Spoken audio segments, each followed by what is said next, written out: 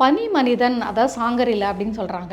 அப்படியே ஒருத்தங்க இருக்காங்க அப்படின்னு சொல்லிட்டு ஒரு பயங்கர கற்பனை போயிட்டு இருந்துச்சாம். வந்து இந்த பனி கரடிகள்லாம் நிறைய இருக்குமா அந்த இடத்துல. நம்ம இங்கேருந்து பார்க்கும்போது மனுஷன் மாதிரி தெரியும். ஸோ அதனால் அந்த டைமில் வந்து அந்த பனியில் வந்து அந்த கரடி கால் வச்சுட்டு வேகமாக நடந்ததுலாம் போச்சுன்னா, இப்போ வந்து பார்த்தா பாவம் அப்போ வந்து சின்ன பிள்ளையாக இருக்கிறாரு அவர்.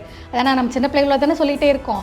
நம்ம நார்மலாகவே சின்ன பசங்க எப்படி இருப்பாங்க, எதையுமே கொடுக்கறதுக்கு ரொம்ப யோசிப்போம்ல. நம்ம எல்லாம் செல்ஃபிஷாக தான் இருப்பாங்க சின்ன பிள்ளைங்க.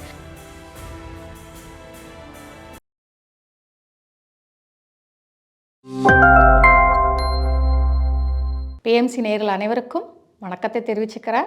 இமயத்து மகான்களுடன் எனது வாழ்க்கை. ஃபஸ்ட்டு என்ன பார்க்க போகிறோம் அப்படின்னா, மாயையின் அடிச்சுவடுகள் அப்படிங்கிற ஒரு டாப்பிக்கை பார்க்கலாம். நம்ம இல்லாததை இருக்கிறதா அப்படின்னு நம்ம நினச்சிக்கிறது. ஸோ அதை பற்றி தான் இங்கே சொல்ல போகிறாங்க. பனி மனிதன் அதாவது சாங்கரில அப்படின்னு சொல்கிறாங்க. அப்படியே ஒருத்தங்க இருக்காங்க அப்படின்னு சொல்லிட்டு ஒரு பயங்கர கற்பனை போயிட்டு இருந்துச்சாம். இதை தேடுறதுக்குன்னே நிறைய பேர் இங்கே வருவாங்களா இமயமலைக்கு. அதை தேடி எப்படியாச்சும் கண்டுபிடிச்சி அதை ஃபோட்டோ எடுத்து பெரிய ஆளாயிரணும் அப்படின்னு நினைப்பாங்க. ஸோ அவங்களுக்கு வந்து அந்த சைடில் இருக்கிற மக்கள் வந்து என்ன செய்கிறாங்க, உதவுறாங்க. உதவி வந்து இப்போ சில பேர் என்ன செய்வாங்க, அந்த மலையேற்றத்துக்குலாம் உதவுவாங்க பார்த்தீங்களா, அந்த மாதிரி மக்கள் வந்து உதவுறாங்க. அவங்க வந்து இவங்களை மேலே கூட்டிகிட்டு போகிறாங்க. அந்த மாதிரி நிறைய நடந்துட்டு இருந்துச்சு அந்த டைமில். இவர் வந்து எவ்வளவோ சொல்லியிருப்பாங்க போல், அந்த மாதிரிலாம் கிடையாது அப்படின்னு சொல்லிட்டு. ஆனால் யாருமே அதுக்கு நம்ப தயாராகவே இல்லைங்க. சாங்கரிலா அப்படிங்கிறது என்ன, அந்த பனிமனிதனை பற்றி ஒரு ஸ்டேஜில் இமயமலையில் நம்மளுக்கு வந்து கண்ணுக்கே தெரியாமல் ஆயிரும். அந்த அளவுக்கு பனி இது இருக்கும்போது அவங்க வந்து இந்த பனி கரடிகள்லாம் நிறைய இருக்குமா அந்த இடத்துல. நம்ம இங்கேருந்து பார்க்கும்போது மனுஷன் மாதிரி தெரியும். ஸோ அதனால் அந்த டைமில் வந்து அந்த பனியில் வந்து அந்த கரடி கால் வச்சுட்டு வேகமாக நடந்ததுலாம் போச்சுன்னா, மனுஷன் நடந்து போனால் எப்படி பாதம் சுவடு இருக்குமா அந்த மாதிரி இருக்கும் அப்படின்னு இவங்க சொல்கிறாங்க. இப்போ ஒரு 11 வருஷமாக ஒரு கரடி இவர் வச்சுட்டு இருந்திருக்காங்க சுவாமி ராமா. அப்போ இவங்க அந்த டைமில் அந்த பனி இருக்க இடத்துக்கு கூட்டிகிட்டு போகும்போது அந்த கரடி அங்கேயும் ஓடும்போது பார்த்தீங்கன்னா இவருக்கே வித்தியாசமாக இருக்குமா, எவ்வளோ பெரிய பாத சுவடு அப்படின்னு சொல்லிட்டு. ஸோ இந்த மாதிரி இமேஜின் பண்ணி கற்பனையில் உருவானது தான் அந்த பனி மனிதன் அப்படிங்கிறத இவங்க அதை சொல்கிறாங்க. நிறைய பேரை மீட் பண்ணுறாங்க. ஃபஸ்ட்டு ஒருத்தங்களை சொல்கிறாங்க, ஒரு மேற்கத்தியவரை மீட் பண்ணுறாங்க. அப்போ அவர்கிட்ட இவங்க சொல்கிறாங்க, ஃபுல்லாக இந்த மலையில் தான் ஃபுல்லாக இருக்கிறேன், இந்த மாதிரி ஒன்று பனி மனிதன் யாரும் கிடையாது அப்படின்னா, இல்லை அவர் அப்படியெல்லாம் நாங்கள் ஒத்துக்க மாட்டோம், அதை நான் தேடி கண்டுபிடிச்சே தீர்வேன் அப்படின்னு சொல்கிறாரு. லாஸ்ட்டில் ஃபைனலாக பார்த்தா இல்லாதது ஒன்று தேடினா எங்கே இருக்கும், ஒரு சில இதை ப்ரூவ் பண்ணணுங்கிறதுக்காக ஒரு பொய்யை கூட எடுத்து மெய்யாக்குவாங்க. அந்த மாதிரி அவர் அதை கூட ட்ரை பண்ணியிருக்காரு.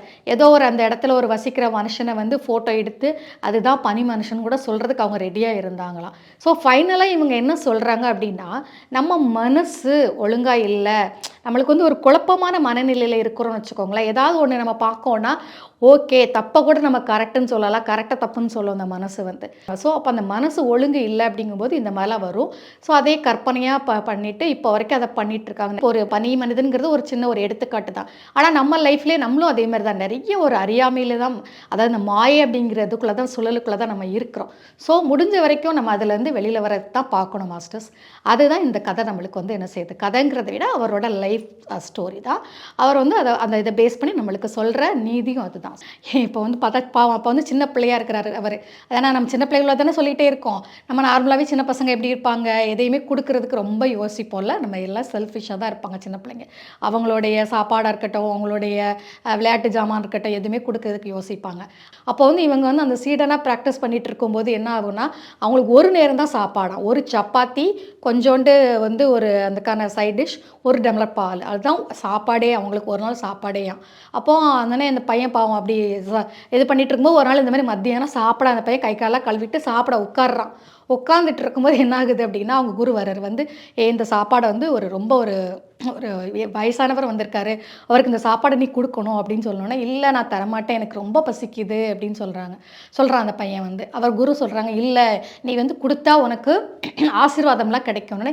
எனக்கு எந்த ஆசீர்வாதமும் வேண்டாம், எனக்கு சாப்பாடு தான் வேணும், எனக்கு ரொம்ப பசிக்குது அப்படின்னு சொன்னோன்னே, இது வந்து என்னோட ஆர்டர், நீ கொடுத்தே ஆகணும் அப்படின்னு சொல்லி, மனசு கட்டுப்பாடு இல்லாத இந்த சூழ்நிலையில் நீ இந்த மாதிரி இதை கற்றுக்கிட்டு தான் ஆகணும், அதனால் நீ கொடுக்கணும் அப்படின்னு சொல்கிறாரு. சரி அப்படின்னு சொல்லி இவர் ஒபே பண்ணுறாரு. நீ வரவங்களுக்கு அவருக்கு வந்து முதல்ல தண்ணி கொடுத்துட்டு அவர் கால் கையெல்லாம் கழுவி இது பாத பூஜை எல்லாம் பண்ணி முடிச்சுட்டு அவருக்கு சாப்பாடு கொடுக்கணும்னு சரின்னு சொல்லிட்டு இவர் ராமா வந்து ஒத்துக்கிட்டு அவருக்கு அவங்க குரு சொன்ன மாதிரியே இவர் என்ன செய்கிறாரு, பண்ணுறாரு.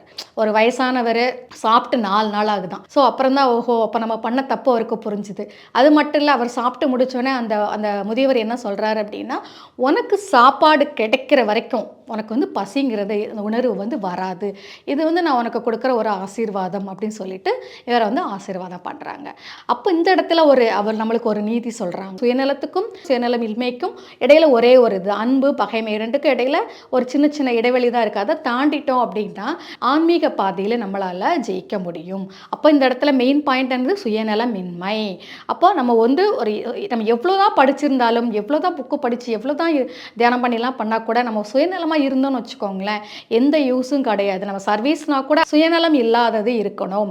இந்த மாதிரி ஒரு குவாலிட்டிஸை நம்ம கற்றுக்கிட்டால் மட்டும்தான் நம்மளுடைய ஆன்மீக பயணத்தில் அந்த ஞானோதயத்தை வந்து நம்மளால் ரீச் பண்ண முடியும். தட் இஸ் என்லைட்மெண்ட்டெல்லாம் ரீச் பண்ண முடியும். ஸோ இந்த ரெண்டு இதுலேயும் நம்ம அழகாக என்ன கற்றுக்கிட்டோம், ஃபஸ்ட்டில் வந்து நம்மளுடைய மாயை, சின்ன சின்ன மாயைக்குள்ளே ஒரு சுழலுக்குள்ளே மாட்டிகிட்டு இருக்கோம், அதிலிருந்து நம்ம வெளியில் வரணும். ரெண்டாவது சுயநலமின்மை. ஸோ நம்மளுக்கு இருக்கிறத முடிஞ்ச வரைக்கும் நம்ம கொடுக்க கற்றுக்கணும். நெக்ஸ்ட்டு நம்ம இன்னொரு ஸ்டோரி கூட பார்க்கலாம். ஓர் இரவு நேர பயணம். அப்போ ஒரு வாட்டி இந்த நேபாளுக்கு நோக்கி அவங்க வந்து ட்ராவல் பண்ணிட்டு இருக்காங்க. அப்போ வந்து என்ன செய்தோம், ஒரு அதிகாலையில் மணி 2 மணி ஆகுது. அப்போ திடீர்னு அவங்க குரு சொல்கிறாங்க, ராமா நீ போய் என்ன பண்ணுற, ஒரு 12 மைல் தூரத்தில் ஒரு ஊர் இருக்குது, அந்த ஊரில் இந்த மாதிரி ப்ரொவிஷன் ஸ்டோர், அங்கே போயிட்டு ப்ரொவிஷன் நம்மளுக்கு தேவையான ப்ரொவிஷன்லாம் வாங்கிட்டு வா, அப்போ தான் சமைக்க முடியும் அப்படின்னு சொல்லி அவர் சொல்கிறாரு. அப்போ இவர் கூட இன்னொரு சுவாமியும் ட்ராவல் பண்ணுறாங்க. அப்போ அந்த குரு சொல்கிறாங்க, ஏன் இவ்வளோ கஷ்டப்படுத்துறீங்க உங்கள் சிஷ்யனை, நாளான என்னோட சிஷ்யனுக்கு இப்படிலாம் செய்ய மாட்டேன் அப்படின்னு சொல்லி அவர் சொல்கிறாரு. ஆனால் நான் வந்து என்னோட சீடனுக்கு அந்த தைரியத்தை வந்து நான் வந்து போதிக்கிறேன், அதுக்கு தான் நான் இதெல்லாம் செய்கிறேன், நீங்கள் அமைதியாக இருங்க அப்படின்னு சொல்லிட்டு ராமா பக்கம் திரும்புகிறாங்க.